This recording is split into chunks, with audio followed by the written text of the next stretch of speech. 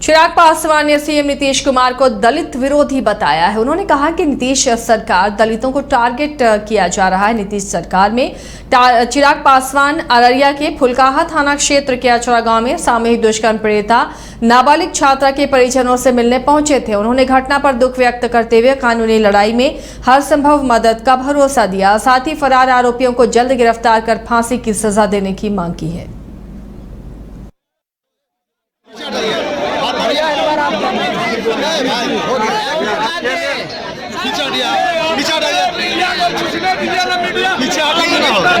मेरा सवाल यह है कि भैया क्यों मुख्यमंत्री नीतीश कुमार जी के शासन में अनुसूचित जाति जनजाति वर्ग से आने वाले लोगों के साथ इस तरीके की घटनाएं घटती हैं? क्यों ये सरकार इतनी ज्यादा दलित विरोधी है कि भैया टारगेट किलिंग हो रही है? और ये मैं कोई राजनीतिक मुद्दा उठाने के तौर पे नहीं बोल रहा हूं, टारगेट किलिंग हो रही है। हम लोग के समाज की बच्चियों को पकड़कर उनके साथ दुष्कर्म कर सामूहिक दुष्कर्म कर कितनी बच्चियों की तो गला रेत कर हत्या कर उनके शव को पानी में फेंक दिया जाता है। जिस तरीके से एक शिक्षक की बच्ची वैशाली में यह घटना घटी। लोजपा रामविलास के अध्यक्ष चिराग पासवान ने जेडीयू के राष्ट्रीय अध्यक्ष ललन सिंह पर भी जमकर हमला बोला। उन्होंने ललन सिंह को बेशर्म बताते हुए कहा कि उन्हें अपनी शराब वाले बयान पर शर्म आनी चाहिए। को शराबी समझते हैं। लोकतंत्र का चौथा स्तंभ है भैया पत्रकारिता, और जिस पार्टी का राष्ट्रीय अध्यक्ष पत्रकारों को शराबी समझे, जिस पार्टी के नेता शिक्षकों को शराब ढूंढने में लगाएं, भाई यही कारण है बिहार में अपराध रुकने का नाम नहीं ले रहा और पत्रकारों को भी टारगेट किया जा रहा है।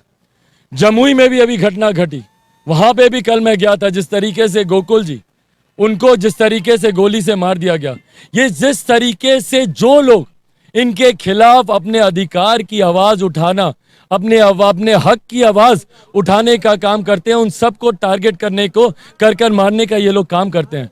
और उसके बाद जिनको नहीं मार पाते उनका ऐसे ही कैरेक्टर असैसिनेशन करते हैं। शर्म आनी चाहिए जनता दल यूनाइटेड के राष्ट्रीय अध्यक्ष ललन जी को।